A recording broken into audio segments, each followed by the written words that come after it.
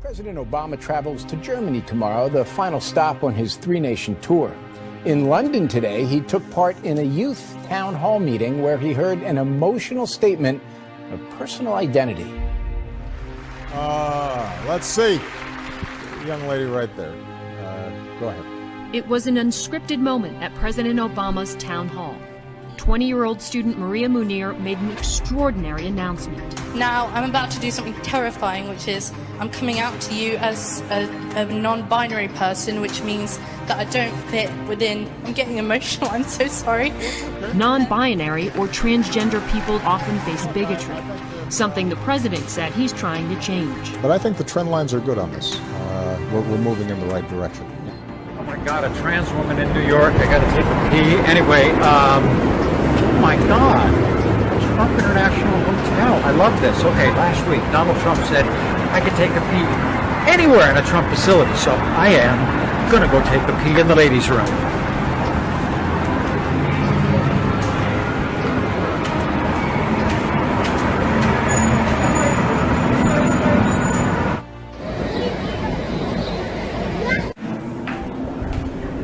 Ladies' room?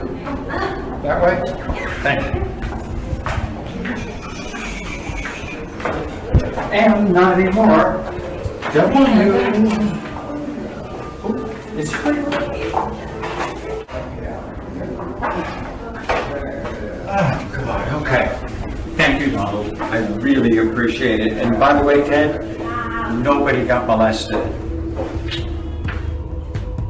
Target is in the bullseye. A Mississippi organization is calling for a boycott of the retail giant because of its transgender bathroom policy. People have their own beliefs and stuff, but what could it hurt?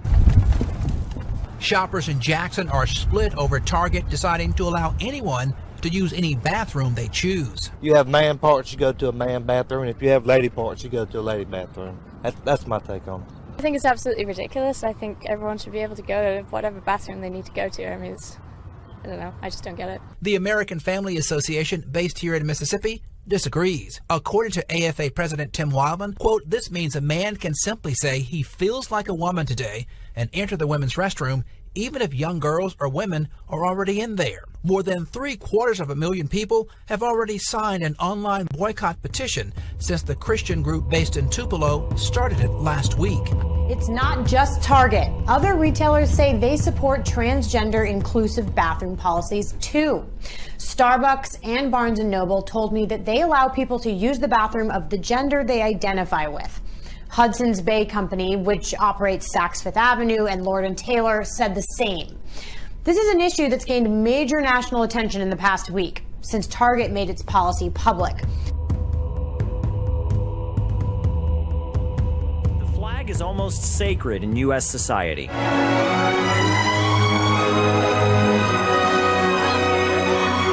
Children pledge allegiance to it. Soldiers raise it in important ceremonies. People mistreating the flag always touches a nerve. While people around the world destroying the flag doesn't really shock us Americans anymore, what about when it comes a little closer to home? And a crowd gathering at Wright State University this afternoon after a person threw an American flag on the ground, standing on top of it. That's an American flag on the ground, protesters stomping on it outside a Trump rally in Wisconsin. Yeah, the blatant show of disrespect. A shocking display of disrespect at a Pennsylvania high school. A teenager caught stomping on the American flag inside a classroom. Stomping on U.S. flags is catching on with people across America.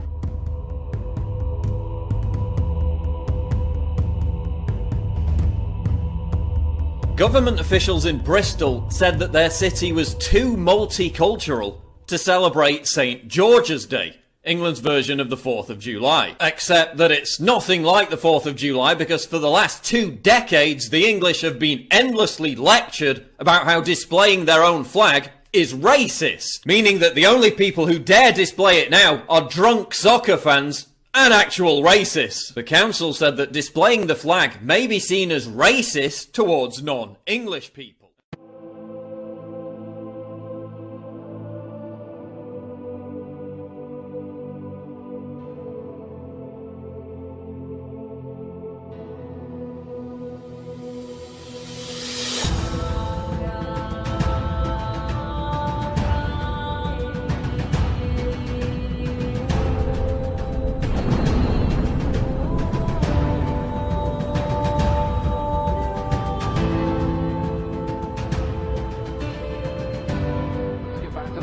exhibit at Rutgers University displaying a small statue of Jesus mounted on a dartboard. Joining us now is Todd Starnes. He got this story for us and he's writing about it today. Look, obvious thing that occurs to everybody as soon as they see this. What would be the reaction if Muhammad was on a dartboard? Well, it was the fear of fatwa. I think that prevents that from happening and stops a lot of these artists. Look, let's be perfectly honest here. No one wants to get blown to smithereens, including a starving artist. And I think that's one of the reasons, Stuart, why they don't attack the Islamic faith, but they certainly do the Christian faith. This is nothing new what happened at Rutgers University, a school supported by our tax dollars, by the way. Nice. Remember the image of the Mother Mary smeared in elephant dung, yes, or the crucifix that was submerged in urine.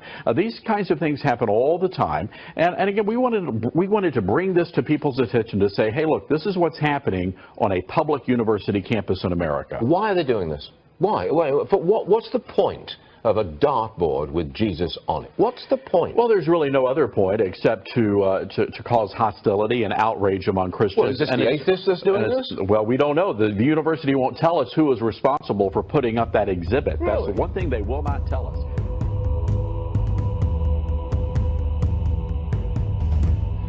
Highest military court weighing in on the case of a Marine who was court-martialed. She argues it was partly for her expressing her Christian faith.